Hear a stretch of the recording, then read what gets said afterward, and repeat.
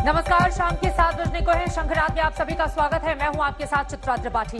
शंखनाद आज उस विवाद पर जो एक बार फिर विस्तारित हो रहा है, जहां एक बार फिर से दिल्ली सरकार और केंद्र सरकार आमने सामने हैं। इस बार विवाद हुआ है एनसीटी एक्ट को लेकर। केंद्र सरकार संसद में एनसीटी एक्ट का संशोधित बिल पेश उसने कर दिया। यह बिल दिल्ली में उपराज्यपाल की ताकत बढ़ाने वाला है। वहीं दिल्ली सरकार का कहना है कि यह बिल दिल्ली सरकार की शक्तियों को कम करने वाला है। आम आदमी पार्टी का आरोप है कि केंद्र सरकार पीछे से दिल्ली की सरकार को चलाने की कोशिश कर रही है। इसी पर दिल्ली सरकार से हमारे साथ खास मेहमान होंगे। भारतीय जनता पार्टी से भी हमारे साथ नेता जुड़ेंगे, उनके साथ हम बहस करेंगे। लेकिन उसके पहले यह रिपोर्ट देखिए। लोकप्रिय मुख्यमंत्री अरविंद केजरीवाल आपके बीच पहुंच चुके हैं।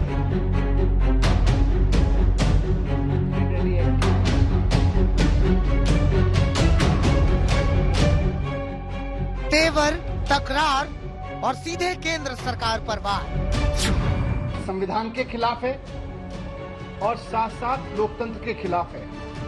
केंद्र बनाम दिल्ली सरकार की जंग के दूसरे हिस्से की शुरुआत है। तानाशाही भरा अमेंडमेंट है। आम आदमी पार्टी हमलावर है और उसके निशाने पर है बीजेपी। कुल मिला के चुनी हुई सरकार की जगह भारतीय जनता पार्टी पिछले दरवाजे से अपनी सरकार बनाने की कोशिश कर रही है। दरअसल दिल्ली में सरकार चला रही आम आदमी पार्टी के इस गुस्से की वजह केंद्र सरकार का वो एनसीटी एक्ट है, जिसके आधार पर राजधानी में उपराज्यपाल की शक्ति में इजाफे का दावा किया जा रहा है। संसद में सरकार की ओर से ये पेश होते ही सीएम अरविंद केजरीवाल ने ट्वीट कर केंद्र पर हमला बोल दिया। ये बिल कहता है कि दिल्ली में सरकार का मतलब एलजी होगा, तो चुनी हुई सरकार क्या करेगी? सभी फाइल्स एलजी के पास जाएंगी। ये सुप्रीम कोर्ट के 4 जुलाई 2018 के फैसले के खिलाफ है, जिसमें कहा गया था कि फाइल्स एलजी को नहीं भेजी जाएंगी। चुनी हुई सरकार सभी फैसले लेगी और एलजी को फैसले की कॉपी ही भेजी जाएगी। केजरीवाल के विधेयक पर सवाल उठाने के फौरन बाद ही उप मुख्यमंत्री मनीष सिसोदिया सामने आए और पूछा कि अगर एलजी के पास ही सब शक्ति होती तो दिल्ली में सरकार का क्या मतलब? इस बिल के लागू होने के बाद दिल्ली सरकार का मतलब होगा लेफ्टिनेंट गवर्नर। दिल्ली में चुनी हुई सरकार का मतलब अब कुछ नहीं रह जाएगा। दिल्ली में सरकार का केवल एक मतलब होगा, लेफ्टिनेंट गवर्नर। ये बहुत ही खतरनाक अमेंडमेंट है, लोकतांत्रिक हिसाब से देखें और संविधान के हिसाब से देखें, दोनों तरफ से। और दूसरा, इसमें लिखा हुआ है कि जो चुनी हुई सरकार है, मंत्रिमंडल है, वो जो भी फैसले लेगा उसकी फाइल अब एलजी के पास भेजनी पड़ेगी। अपनी प्रेस कॉन्फ्रेंस में सिसोदिया ने संविधान का हवाला दिया, सुप्रीम कोर्ट के आदेश की दलील दी और कहा कि केंद्र सरकार ने तानाशाही रवैया दिखाते हुए दोनों को ही ताक पर रख दिया है। अब केंद्र सरकार ने, भारतीय जनता पार्टी ने क्या किया है कि अब ये कानून ले आए हैं और इस कानून में लिख दिया है, इस कानून के बाद ये जो सुप्रीम कोर्ट का जजमेंट है, ये इसको उलट दे रहा है। यानी कि सुप्रीम कोर्ट को जजमेंट को उलटने का मतलब है कि ये कॉन्स्टिट्यूशन को उलट रहे हैं। कॉन्स्टिट्यूशन में लिखा हुआ है कि चुनी हुई सरकार के पास पावर होंगी 3 सब्जेक्ट को छोड़ के। ये कह रहे हैं कि चुनी हुई सरकार के पास में 3 सब्जेक्ट तो छोड़ दीजिए, किसी भी मामले में चुनी हुई सरकार ही नहीं होगी, लेफ्टिनेंट गवर्नर सरकार होंगे।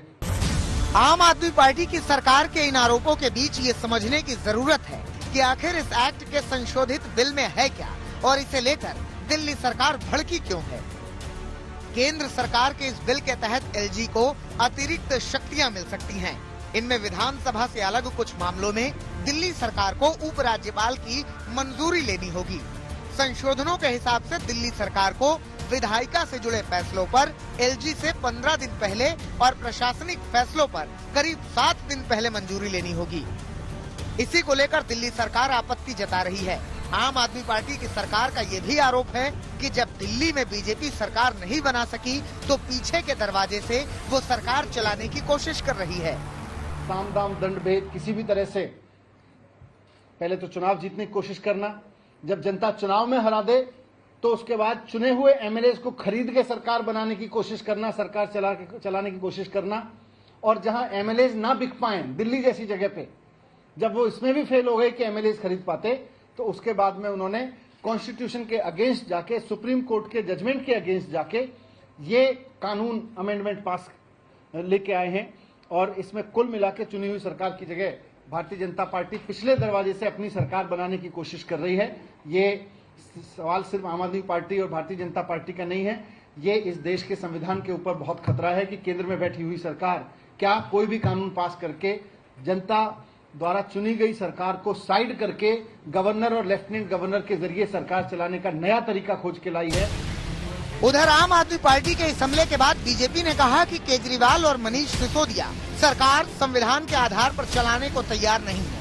अरविंद केजरीवाल और मनीष सिसोदिया चाहते ही नहीं कि दिल्ली की सरकार संविधान के हिसाब से काम करे, तभी वो आज के बिल का विरोध कर रहे हैं। आज का बिल सुप्रीम कोर्ट के फैसले के बाद एलजी और मुख्यमंत्री के अधिकार निर्धारित करता है।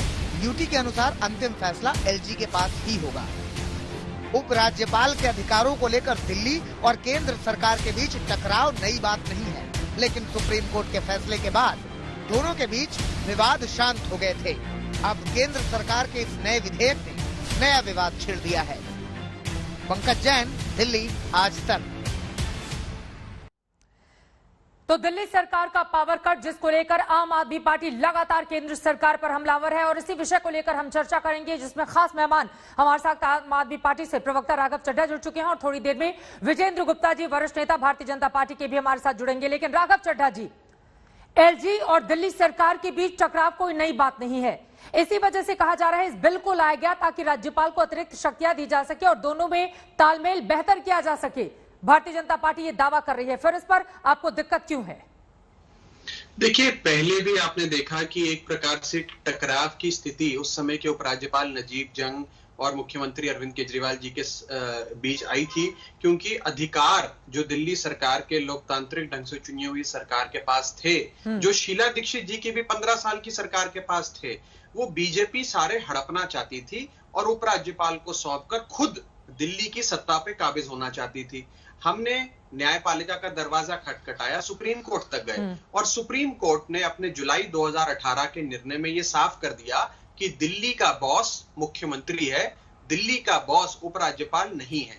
दिल्ली एक यूटी है, दिल्ली एक पूर्ण राज्य नहीं है। बिल्कुल। क्योंकि दिल्ली के 3 महत्वपूर्ण विषय मैं पहले ही बता देता हूं, कानून व्यवस्था, पुलिस और जमीन। जहां तक ये 3 मसले हैं, दिल्ली यूटी है।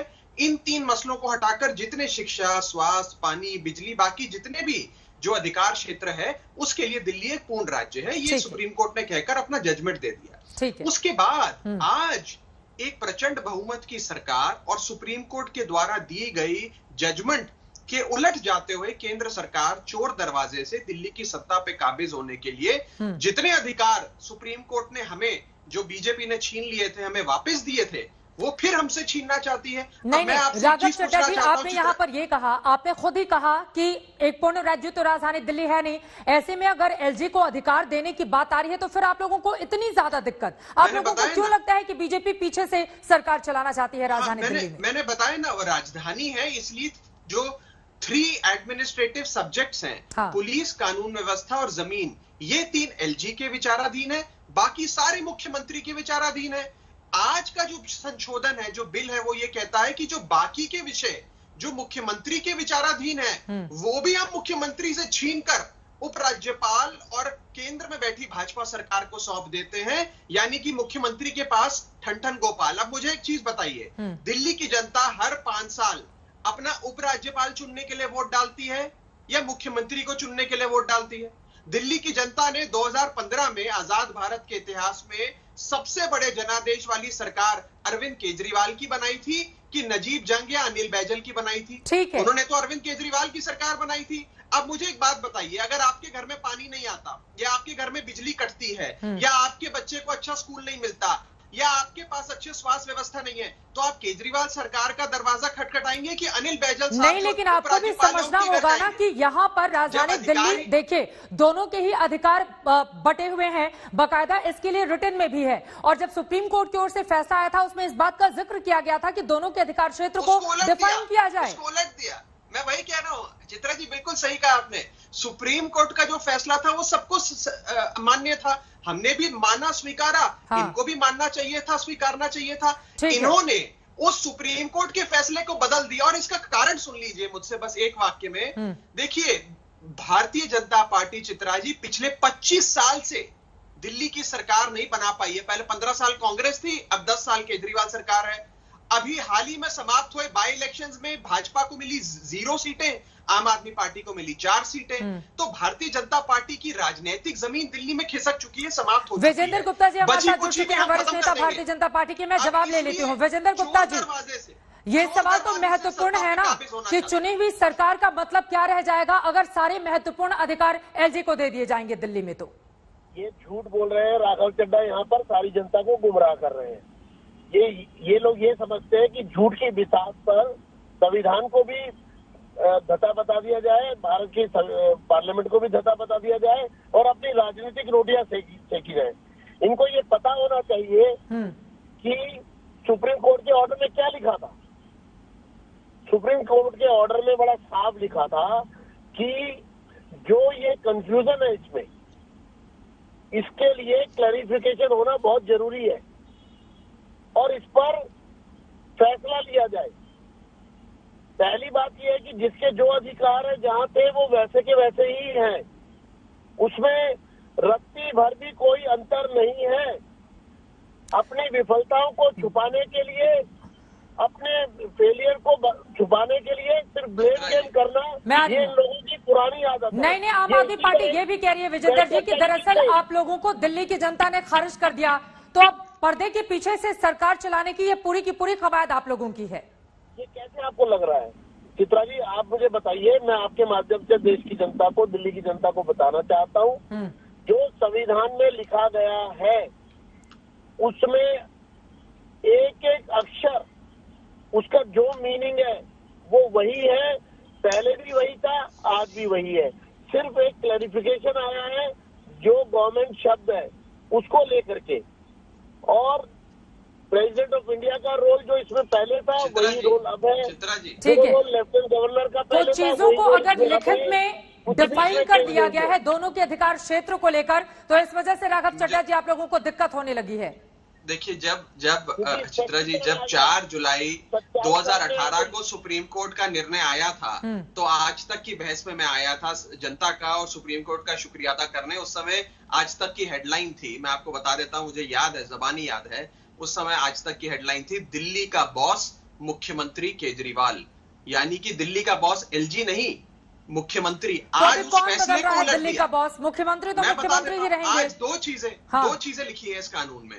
पहली चीज ये लिखी है कि सरकार का क्या परिभाषा होनी चाहिए, हम उस कानून में लिख रहे हैं। कानून में ये लिख दिया इन लोगों ने कि सरकार की परिभाषा है उपराज्यपाल, ना कि मुख्यमंत्री। और दूसरी चीज लिखी कि कोई भी फैसला मुख्यमंत्री या उनका मंत्रिमंडल ले, उस फैसले पर जब तक उपराज्यपाल की मोहर ना लगे, जब तक उपराज्यपाल उसे सोच समझ के हस्ताक्षर ना करें, तब तक वो फैसला मान्य नहीं होगा। और अगर उपराज्यपाल चाहे तो सरकार के हर फैसले को उलट सकते हैं। अब मुझे एक चीज बताइए, योगी आदित्यनाथ जी की भी प्रचंड बहुमत की उत्तर प्रदेश में सरकार चल रही है। कमेंट ले लेते हैं, ठीक है विजेंद्र गुप्ता जी, जल्दी से एक कमेंट आपका। हाँ, वक्त की कमी है इस वजह से, ठीक है बोल लीजिए जल्दी से। क्या योगी आदित्यनाथ जी के कोई भी फैसले पे अगर उत्तर प्रदेश के उपराज्यपाल आनंदीबेन पटेल जी, उपराज्यपाल ने राज्यपाल रोक दे, राज्यपाल तो हाँ बिल्कुल, पूर्ण राज्य और केंद्र शासित प्रदेश में फर्क होता है ना राघव चड्ढा, इस बात को समझना होगा। व्यवस्था को छोड़ के, हाँ, कानून व्यवस्था को छोड़ के दिल्ली पूर्ण राज्य है। मुझे मौका दिया जाए।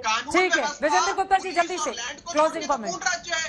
ठीक है, शिक्षा के विषय हाँ, सुन लीजिए चित्रा जी, शिक्षा के विषय पे योगी आदित्यनाथ जी के फैसले को अगर आनंदीबेन पटेल पलट दे और कहे कि योगी सरकार के फैसले को मैं नहीं लागू होने दूंगी, तो क्या ये गुमराह कर रहे हैं? यूपी में राज्यपाल की शक्तियां और राजधानी दिल्ली में उपराज्यपाल की शक्तियों में फर्क है ना राघव चड्ढा, जल्दी से। लेकिन विजेंद्र गुप्ता जी, ये दिल्ली की जनता का अपमान है। ठीक है, लेकिन चुनकर 5 साल में सरकार तो आती है, अगर उसके अधिकार क्षेत्र में कटौती की जाएगी तो ये सवाल उठेंगे। विजेंद्र जी जल्दी से क्लोजिंग कमेंट। हाँ बोलिए।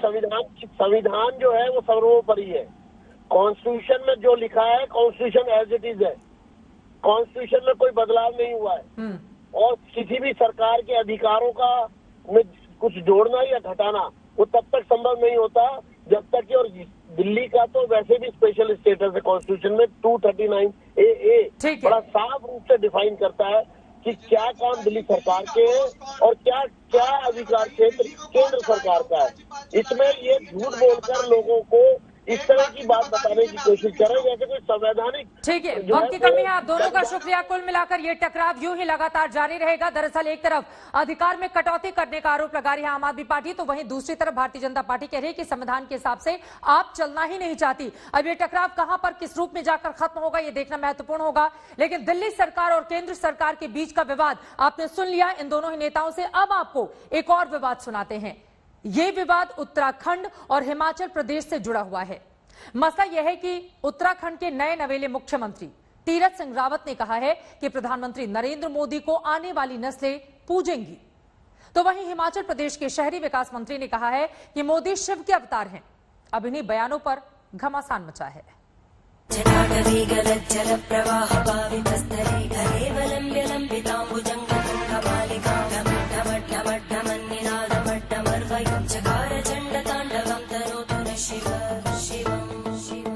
द्वापर में त्रेता में राम कृष्ण हुए और राम ने भी यही समाज का काम किया था, इसलिए भगवान मानने लगे। आने वाले समय में नरेंद्र मोदी को भी उसी रूप में हम मानने लगेंगे।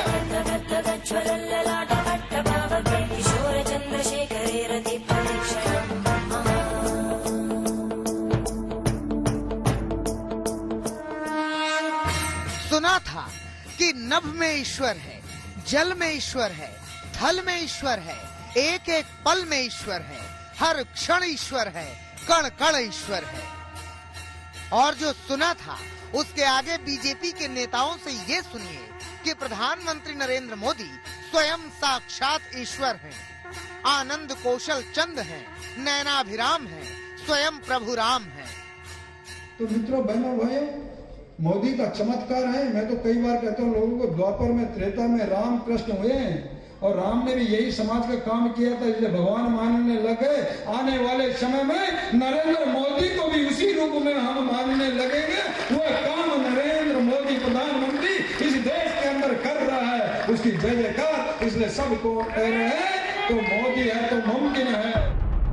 आध्यात्म का आकाश बहुत विस्तारित है। इसमें विचरण करने वाली भक्ति विशुद्ध व्यक्तिगत हो सकती है।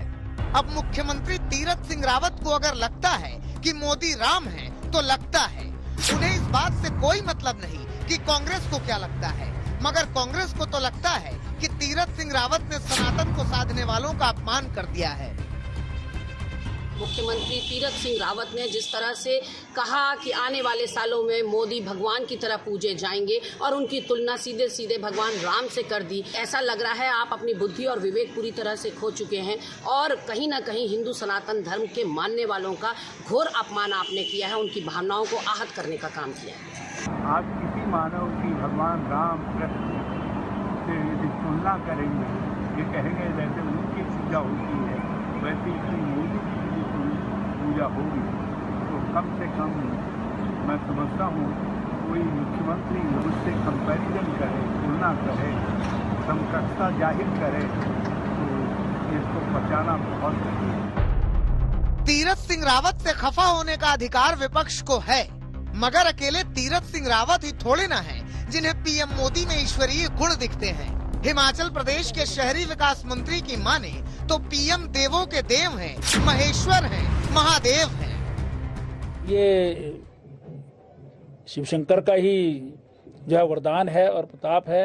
हमको लगता है कि उन्हीं के अवतार पुरुष के रूप में जो है वो नरेंद्र मोदी जी जो है वो अवतरित हुए हैं इस दुनिया में, और उनके कारण जो है वो आज भारतवर्ष दुनिया भर में जितने विकसित राष्ट्र भी हैं उनकी तुलना में बहुत कम जो है वो मृत्यु दर रही और बहुत कम जो है संक्रमण रहा है। फिर वही बात अब सुरेश भारद्वाज को भी लगता है तो लगता है।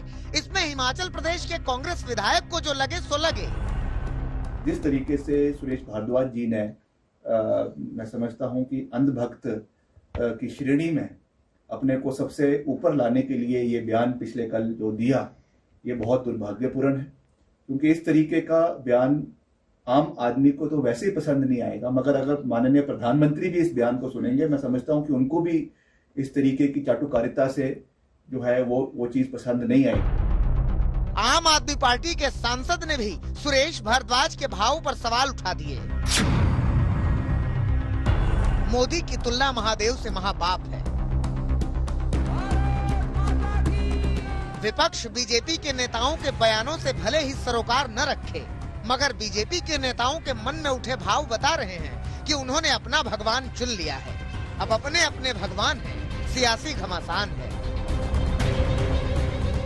हरिद्वार से दिलीप सिंह राठौड़ के साथ विकास शर्मा, शिमला, आज तक। लखनऊ के मोहनलालगंज के सांसद कौशल किशोर की बहू और बेटे का मामला उलझता ही जा रहा है। सांसद की बहू ने अपने हाथ की नस काट डाली। नस काटने से पहले उसने एक वीडियो में खुदकुशी की धमकी दी और सांसद के परिवार को इसके लिए जिम्मेदार बता दिया। देखिए।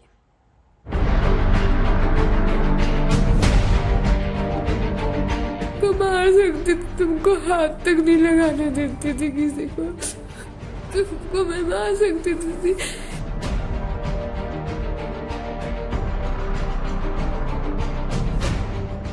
मैं जी हूँ, मैं जीने लायक नहीं छोड़ा, तुम्हारे घर वालों ने मुझे जीने लायक नहीं छोड़ा। वो अपने आप मर्जी से शादी किया, वो आयुष की पत्नी है, बहू हम लोगों की नहीं है। तुम आपस भी नहीं होगे तो मुझे रहना भी नहीं है। अब बहुत हो गया, मैं हार गया, इसमें हार गई, लड़के सबसे हार गई। सांसद के बेटे की प्रेम कहानी में ट्विस्ट ही ट्विस्ट। पहले रहस्यमय गोलीकांड, फिर इल्जामों की बौछार, अब लड़की ने काटी हाथ की नस।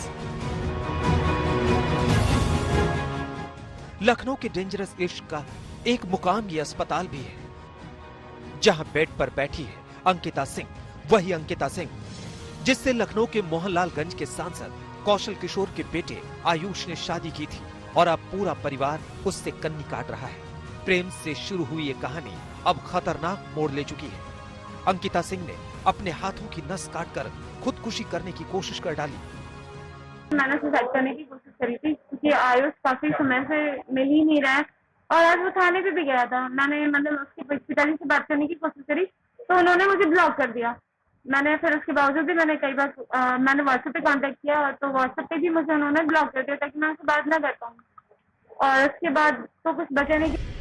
आयुष की पत्नी अंकिता सोमवार की रात सांसद कौशल किशोर के घर पहुंची, हंगामा किया और रात में ही अपने हाथों की नस काट ली। मैं इस वक्त लखनऊ के दुबग्गा इलाके में मौजूद हूँ, जहां वो घर है जहां पर आकर अंकिता ने सुसाइड की कोशिश करी। इसी रास्ते से अंकिता इस ओर आई दुबग्गा इलाके में और ये मैं आपको घर दिखा रहा हूँ। कौशल किशोर का एक घर है जहां पर बाहर आकर उसने पहले काफी चिल्लाया, उसने आवाज लगाई कि आयुष कहाँ है, मुझे उससे मिलना है और उसके बाद कुछ क्षणों बाद उसने अपने हाथ की नस काट ली और काफी तमाशा रात में यहाँ पर हुआ। अंकिता ने सांसद के घर पहुंचकर पहले आयुष से बात करने के लिए कहा। अंकिता का कहना है कि घर वालों ने तो उसे पहचानने से ही इनकार कर दिया था। जब उसकी बात नहीं सुनी गई तो उसने हार कर ये रास्ता अख्तियार किया। भाई से बात हुई तो उन्होंने मुझे बोला कौन अंकिता, मैं किसी अंकिता जानता नहीं हूँ, जबकि वो मेरे साथ बरेली मुझे ड्रॉप करने गए तो मुझे पहचानने से मना कर रहे हैं। क्या आपकी आयुष से बात हुई? बिल्कुल भी आयुष से बात नहीं। मैं वही तो कांटेक्ट करना चाहती हूँ, भाई मुझे बातचीत करना है। मेरा पति तो मुझे बात कराया भी नहीं जा रहा है, उनके परिवार के द्वारा मुझे मिलने तक नहीं दे रहा। बात की तो बहुत दूर बात है। अपने हाथों की नस काटने से पहले अंकिता ने एक वीडियो पोस्ट किया था जो वायरल हो गया। अंकिता ने इस वीडियो में आयुष को खुदकुशी करने की धमकी दी थी।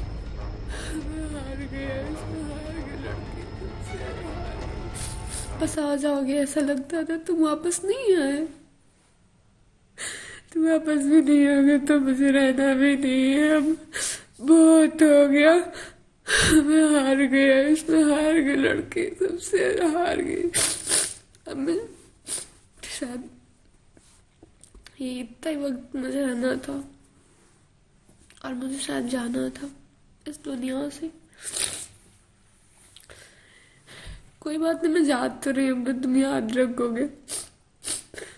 मेरे से जानने वाला कभी नहीं मिलेगा। तुम्हारी गलतियों में भी तुम्हारे साथ थी, तुम्हारे मारने में भी तुम्हारे साथ थी, तुमने जो भी किया मेरे साथ तब भी तुम्हारे साथ खड़ी रही। छोटी छोटी चोटें लगाई तुमने, मुझे पता था कि तुम छोटे हो पर मैं तब भी तुम्हारे साथ थी। और जिस फैमिली के साथ हो ना, तुम ही तो कहते थे वो तुमसे प्यार नहीं करते, सब मतलब ही है ना। आज उन्हीं लोग के पास तुम चले गए ना, क्योंकि आज तुमको अपना मतलब नजर आ रहा ना। एक बार बच्चे के बारे में तक नहीं सोचा। कोई फायदा नहीं है, सब बहुत लेट कर रही है, मैं जा रही हूँ। हाथ की नस काटने से पहले बनाए इस वीडियो में अंकिता ने साफ कहा था कि अगर उसकी मौत हुई तो उसके जिम्मेदार आयुष और उसके परिवार वाले होंगे। मेरे मरने की वजह तुम हो आयुष, तुम ही हो। तुम्हारे घर वाले, तुम्हारे पापा, तुम्हारी माँ, तुम्हारे भाई विकास किशोर है, और कोई नहीं है। बाकी तुम्हारे परिवार बहुत अच्छा है, सब अच्छे हैं। अंकिता ने अपनी इस वीडियो में आयुष पर धोखा देने का आरोप लगाया। इस वीडियो के वायरल होने के बाद से ही पुलिस अंकिता को तलाश रही थी। जिस वक्त सांसद के घर के बाहर अंकिता ने अपने हाथों की नस काटी, पुलिस वहां करीब 1.5 घंटे बाद पहुंची। पुलिस ने उसे अस्पताल पहुंचाया। सारा घटनाक्रम रविवार का है। रविवार को ही लापता चल रहे सांसद के बेटे आयुष ने लखनऊ के मडियार थाने में पहुंचकर अपना बयान दर्ज करवाया था। पुलिस ने उससे काफी देर तक पूछताछ की थी। अंकिता ने थाने में जाकर आयुष के बारे में पूछा तो उसे किसी ने कुछ बताया नहीं। इसके बाद ही अंकिता ने वीडियो वायरल किया और सांसद के घर के बाहर अपने हाथों की नस काट ली। फिलहाल अंकिता खतरे से बाहर है। पुलिस टीम उसकी निगरानी कर रही है। सत्यम मिश्रा के साथ समर्थ श्रीवास्तव, लखनऊ, आज तक। 6-7 महीने पुरानी सांसद के बेटे की ये प्रेम कहानी नफरत के उस मोड़ पर आ गई जहां सबकी जिंदगी में नासूर पड़ गया। आयुष अंकिता पर हत्या की साजिश का आरोप लगा रहा है। अंकिता आयुष के परिवार को गुनहगार बता रही है, तो सांसद कौशल किशोर को इसके पीछे विरोधियों की साजिश नजर आ रही है। वो तो अंकिता को अपनी बहू मानने से भी इनकार कर रहे हैं। तुम्हारे साथ रही इसलिए गलती करी, तुम्हारे साथ शादी करी इस चीज की गलती करी। खुश थी मैं जैसे भी थे, तूने गलत कर दिया मेरे साथ। जीने की कोई वजह नहीं छोड़ी, कुछ नहीं छोड़ा। कितना लड़ू सबसे, क्योंकि तुम्हारे पापा सांसद है ना, तुम्हारी माँ विधायक है। मैं कुछ नहीं कर सकती, कहीं जाऊंगी कोई सुनेगा नहीं, मैं किसी से लड़ नहीं सकती।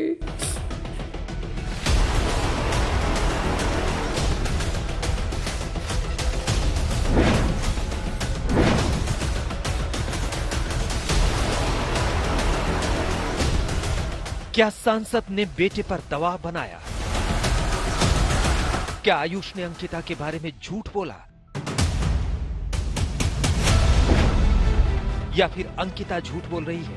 बोल दिया तुमने। सांसद कौशल किशोर के बेटे की प्रेम कहानी जिस मोड़ पर पहुंच गई है, वहां ऐसे सवाल तो उठेंगे ही। अंकिता की माने तो वो अपने हक की लड़ाई लड़ रही है, लेकिन उसे लग रहा है कि उसकी लड़ाई बहुत ताकतवर लोगों से है।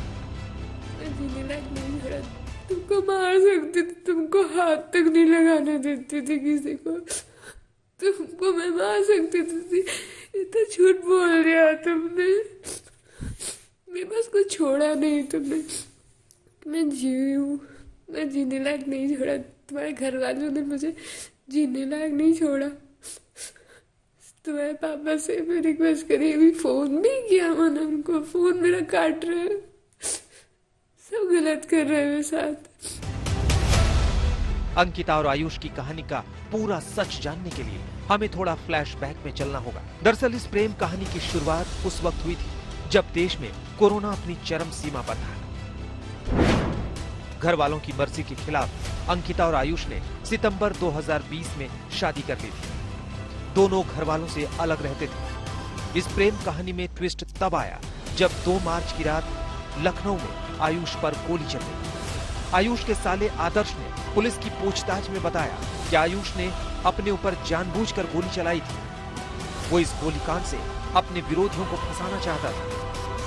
मेरे साथ कुछ नहीं था। किसको फंसाने का मूड था ये बताओ मुझे। ये तो वही जानते होंगे, वो वैसे बोले थे कि 4-5 लोग हैं। कांड तुमने खुद गोली मारी उनको। इस घटना में नया मोड़ 9 मार्च को आया जब आयुष का एक वीडियो सामने आया आयुष ने अपने इस वीडियो में आदर्श की बातों को गलत बताया। उसने कहा कि साजिश तो उसे मारने की हुई थी। गोली मेरे पीछे से मारी गई, मैं नशे में था, गोली मुझे पीछे से मारी गई। अरे यार, आप लोगों को नहीं पता पीछे मेरा जो गोली का एंट्री पॉइंट है वो पीछे है, मैं खुद को गोली क्यों मारूंगा यार। अंकिता का आरोप है कि आयुष ने अपने घर वालों की मर्जी से शादी की थी, लेकिन सांसद कौशल किशोर का परिवार तो उसे अपनी बहू मानने से भी इनकार कर रहा है। वो अपने आप मर्जी से शादी किया, वो आयुष की पत्नी है, बहू हम लोगों की नहीं है। एक बात। दूसरी बात यह कि वो यहाँ पर नहीं आई थी मेरे घर पे, वो सड़क पे आई थी। वहाँ सड़क पे एक दूसरा घर बना हुआ है, वहीं सड़क पे उसने जो भी किया है, उसने ड्रामेबाजी की है, वो हमारी छवि को धूमिल कर रही है। सांसद कौशल किशोर का परिवार अंकिता के हाथ की नस काटने को ड्रामा करार दे रहा है। वो तो कल घर आई थी हमारे, जो है यहाँ पे आके सुसाइड करने का वो सब कह रही थी, लेकिन हम लोगों ने तो कुछ नहीं किया। पुलिस को बुला के फिर उसको जो है भिजवाया, महिला पुलिस उसको महिला थाने लेके गई। इनका कहना है तो ये तो जो मन में आ रहा वो तो कह रही है, हम क्यों जिम्मेदार होंगे इनके? हम किस बात के लिए जिम्मेदार होंगे जब हमारा कोई मतलब ही नहीं है इनसे। आयुष और अंकिता की कहानी गजब मोड़ पर पहुंची है। पहले आयुष पर गोली चलती है। आयुष का कहना है कि पत्नी ने हत्या की साजिश की थी। उसके साले का कहना है कि आयुष ने खुद गोली चलवाई। अंकिता कहती है कि उसके साथ धोखा हुआ। सांसद का परिवार कह रहा है कि अंकिता कुछ लोगों के बहकावे में आकर ऐसा ड्रामा कर रही है। सत्यम मिश्रा और शिवेंद्र श्रीवास्तव के साथ कुमार अभिषेक, लखनऊ, आज तक। 2 मार्च की रात आयुष पर गोली चली थी, उसके बाद से ही वो गायब हो गया था। 9 मार्च को आयुष का वीडियो सामने आया था। इस वीडियो में उसने अपनी पत्नी अंकिता पर साजिश के गंभीर आरोप लगाए थे। इसके बाद अंकिता मीडिया के सामने आई थी। हम आपको सुनवाते हैं आयुष ने क्या आरोप लगाए थे और उन आरोपों का अंकिता की ओर से क्या दिया गया था जवाब। मैं 6 महीने पहले मैं शान से जीता था, लेकिन इस लड़की ने मुझे ऐसा फंसाया। आज ये मेरे पिताजी को उनसे कह रही मुझे बहू का दर्जा चाहिए। इसको मैं इस देश में कई ऐसे लड़कियां हैं जिनका काम ही यही है। मेरे केस में ना ऐसा होना चाहिए कि ऐसे लोग जो फंसाते हैं, हनी ट्रैप करते हैं पैसों के लिए, अच्छे घर के बच्चों को फंसाते। वो लखनऊ आवास पे दुबग्गा में जो उनका आवास है वहाँ पे वो थे। तो ये बताइए कि अगर कैसे पता? मेरी असल में बात हुई थी आयुष से, जब वो वहाँ पे थे तब भी मेरी व्हाट्सएप पे बात हुई थी। उसके बाद मैंने बोला ठीक है। तो उस दिन एक्चुअली मैं बहुत ज्यादा परेशान, तो मैंने बोला उस दिन मेरे दिमाग में कि मैं सुसाइड कर लेती हूँ, क्योंकि मेरी फैमिली दोनों तरफ से, एक मेरे ससुराल भी मेरे साथ नहीं, मेरा मायका भी मेरे साथ में नहीं है। तो मेरे दिमाग में विचार रहा था कि मैं करूँ क्या, कहाँ जाऊँ, क्या करूँ, क्योंकि मेरे पास कोई ऑप्शन अब नहीं है। मैं अकेली हो चुकी हूँ पूरी तरीके से। क्या चाहती हैं? सरकार से क्या चाहती हैं? पुलिस से क्या चाहती हैं? मैं बिल्कुल ये चाहती हूँ कि अब मैं पत्नी हूँ उसकी, मुझे पत्नी का हक चाहिए, जो कि वो लोग नहीं दिए हैं आज तक। ना देने, मना भी करे कि आपको कभी भी नहीं मिलेगा, चाहे जो करना है। हाथ उठाया उसने मेरे ऊपर कई बार। मैं क्या किससे बताऊं यार, फैमिली वालों से मैं बता नहीं सकता, किसी से तो मैं बता नहीं सकता। मैं सह रहा था, उसके पूरे घर को मैं पाल रहा हूँ, पूरे घर को तो मैं पाल रहा था उसके। जब तक पाला, जब तक मैंने, मेरे पास पैसे थे, जब तक मैं कर पाया तब तक मैंने किया। उसके बाद जब मैं नहीं कर पाया, मुझे प्रॉब्लम हुई, आर्थिक स्थिति मेरी बिगड़ी, तो मैं बेकार हो गया। मतलब सब कुछ चला था, बीच में सब कुछ सही था। स्टार्टिंग में थोड़ी सी प्रॉब्लम आई थी, थोड़ी लड़ाई वड़ाई हुई थी जब हमारी शादी होने वाली थी, क्योंकि उसको बहुत जल्दी थी शादी। मुझे 3 साल चाहिए था, क्योंकि मैं तैयारी कर रही थी, तो मुझे पढ़ना था। तो मैंने बोला था मुझे 2 साल का टाइम दो। उसके बाद तो जैसे हालात थे, फिर हमने शादी कर ली।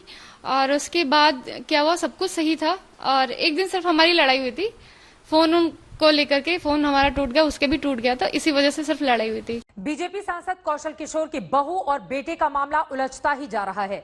आयुष के पिता कौशल किशोर ने आज तक से बातचीत में पीड़ित लड़की को बहू मानने से ही मना कर दिया। कौशल जी, कल जो घटना हुई है, पहली बात तो वो मेरी बहू नहीं है, क्योंकि आयुष और उन लोगों ने अपने आप शादी किया, हम लोगों ने शादी नहीं किया, इसलिए वो मेरी बहू नहीं है। ये शब्द का यूज करना ठीक नहीं है। वो अपने आप मर्जी से शादी किया, वो आयुष की पत्नी है, बहू हम लोगों की नहीं है।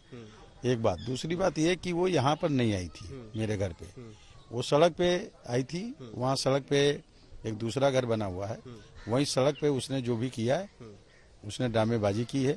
वो हमारी छवि को धूमिल कर रही है, हमारी और विधायक की छवि को धूमिल कर रही है। उसके पीछे कुछ लोग लगे हुए हैं, 2 लड़के उसके साथ थे, वही लोग पूछ रहे थे वहाँ पर, तो उसको प्रोवोक किया जा रहा है जानबूझ करके। और जो भी कर रही है वो हमारा और हमारी पत्नी विधायक जो है जयदेवी कौशल और हमारे जो और लड़के हैं आकाश किशोर, उनका जो है बदनाम करने का काम कर रही, छवि धूमिल करने का काम कर रही। ये एक अपराध है, वो अपराध कर रही है इस तरीके का। हमसे उसका कोई लेना देना नहीं है। आयुष को बेदखल कर दिया गया है, पहले से ही ऑलरेडी हम लोगों ने कर दिया था, और उसकी बेदखली की घोषणा जो उस तरह होती है अखबारों वगैरह में, उसको भी कर दिया जाएगा। उससे कोई लेना देना हमारा नहीं। कौशल जी, आपने कहा कि कोई लोग पीछे से उसको प्रोवोक कर रहे हैं, कौन है? आपको कुछ आइडिया? आपको ये मेरा आइडिया नहीं है, कोई ना कोई तो है उनके पीछे। वो लड़के कौन है उनको हम जानते नहीं है, पहचानते नहीं। वो जो लड़के उसके साथ गाड़ी से आए थे मोटरसाइकिल से, वो 2 लड़के कौन है? जो एक लड़के से खड़े होकर पूछते हैं कि तुम आयुष हो क्या, तो वो पहचानते भी नहीं है, और पूछ रहे हैं एक लड़के से कि तुम आयुष हो क्या। इस तरह के जो पूछने का मतलब है, तो इसका क्या मतलब है, कौन है? इसका मतलब यह है कि कोई ना कोई उनके पीछे लगा हुआ है, जो रोज उनको इस तरह की बात करता है कि आज तुम ये करो, आज तुम ये करो, आज तुम ये करो। और वो ऐसे ही लोग हैं जो मेरी छवि को धूमिल करना चाहिए। बड़ी तस्वीर यही दिख रही है कि आपकी छवि को धूमिल करने का, क्या आपको इसमें कुछ राजनीतिक साजिश नजर आती है? देखिए, राजनीति में किसी दल के लोगों ने कोई इस मैटर पे अपने कोई कमेंट नहीं किए हैं और इस पर कोई बात नहीं की है, इसलिए मैं इसको उस तरह की कोई साजिश नहीं कह सकता। लेकिन कोई ना कोई उनके पीछे लगा हुआ है जो ब्लैकमेलिंग कराने का प्रयास कर रहा है, वरना हमसे इस मैटर से क्या लेना देना है। जब करने के समय, शादी करने के समय ही ये बोल दिया गया था कि शादी जो कर रहे हो इससे हमारा कोई लेना देना नहीं है, अगर आप अलग रह सकते हो पूरा बेदखल कर देंगे, कोई परिवार से मैटर नहीं है। तो दोनों इसी बात पे तैयार थे। जब दोनों इसी बात पे जाके अपना कर लिया, तो फिर मेरे से क्या मतलब है? और फिर आकर के ड्रामेबाजी करने की क्या जरूरत है? ड्रामा जानबूझ करके कर रही है और हम लोगों को बेवजह परेशान करने का काम कर रही, हम लोगों का मानसिक उत्पीड़न कर रही है, सामाजिक छवि धूमिल कर रही है। कानूनी अपराध है, और अगर कोई सुसाइड करना भी चाहता है, करने की धमकी देता है, ये भी अपराध है। और मैं कानून के साथ हूं और पुलिस को चाहिए कि उसके खिलाफ कार्रवाई करे। हमने आयुष के भाई से भी बात की, जो लड़की के आरोपों को साजिश तो बता रहे हैं, लेकिन इस बात का जवाब नहीं है कि सब ठीक था तो ये आरोप क्यों लगे। विकास जी, पहले तो ये जानना चाहेंगे, अभी तक तो आप आरोप लगा रहे थे, लेकिन अब तो बहू ने बकायदा वीडियो जारी करके आरोप सीधे आपके परिवार पर ही लगा दिए हैं। अंकिता ने तो आरोप तो पहले ही जब डिबेट हो रही थी तो उसने उस समय भी लगाया था हम लोगों के ऊपर कि उससे कुछ भी होगा तो उसके जिम्मेदार हम हैं। हम क्यों जिम्मेदार होंगे उसके? वो तो कल घर आई थी हमारे, जो है यहाँ पे आके सुसाइड करने का वो सब कह रही थी, लेकिन हम लोगों ने तो कुछ नहीं किया। पुलिस को बुला के फिर उसको जो है भिजवाया, महिला पुलिस उसको महिला थाने लेके गई। लेकिन वो तो यही कह रही है ना कि अगर उसको कुछ भी हो जाता है, देखिए, लेकिन लोग जान रहे। अंकिता ने ये बात पहले भी कही थी, अगर उसको कुछ हो जाता है तो फिर उसके जिम्मेदार आप, आयुष और उसके परिवार के लोग होंगे। नहीं नहीं नहीं, ये अब इनका कहना है तो ये तो जो मन में आ रहा वो तो कह रही है। हम क्यों जिम्मेदार होंगे इनके? हम किस बात के लिए जिम्मेदार होंगे जब हमारा कोई मतलब ही नहीं है इनसे?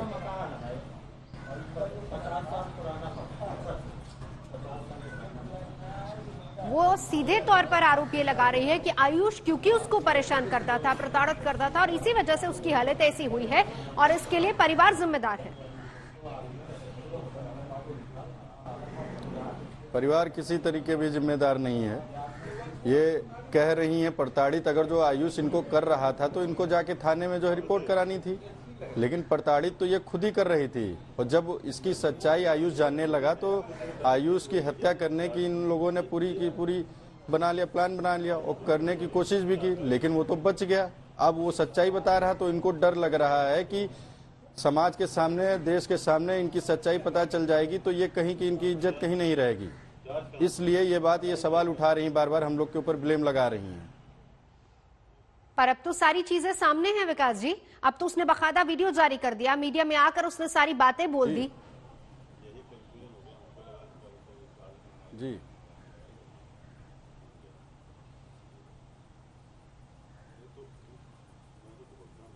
नहीं, आयुष के जो बयान थे, अब इनको ये लग रहा है कि हम आयुष को अपने घर में छुपा के रखें। ये हमारे घर पे कल चली आई थी, हमारे घर पे आप चले आने से क्या फायदा, यहाँ आके पूछ रही लोगों से, कह रही हैं।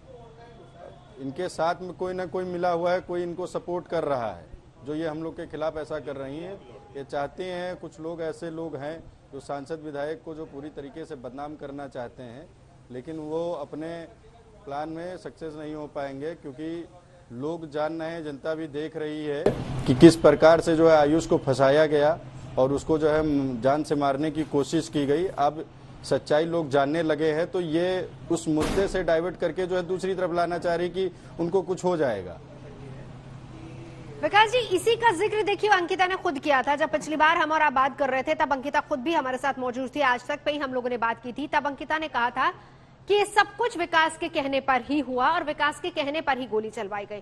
वो ये सारे आरोप आप ही पर लगा रही हैं। वो कह रही हैं कि माफ कीजिएगा, आयुष के कहने पर, और वो सीधे तौर पर यही कह रही हैं कि इसके लिए उनका परिवार जिम्मेदार है।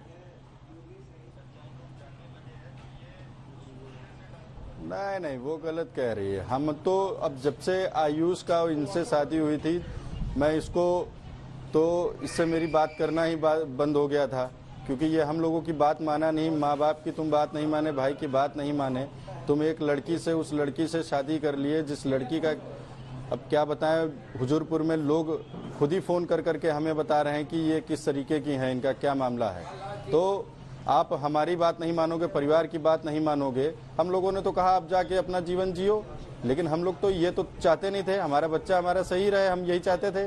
लेकिन अब इनकी सच्चाई जब आने लगी, तब इनको लगने लगा कि अब आयुष सब जान जाएगा, लोग भी सब लोग जान जाएंगे। आयुष के माता पिता और भाई लोग सब लोग सही कह रहे थे कि जो है इसके साथ में नहीं रहो, तब इन्होंने ये कदम उठाया है। आप देखते रहिए आज तक।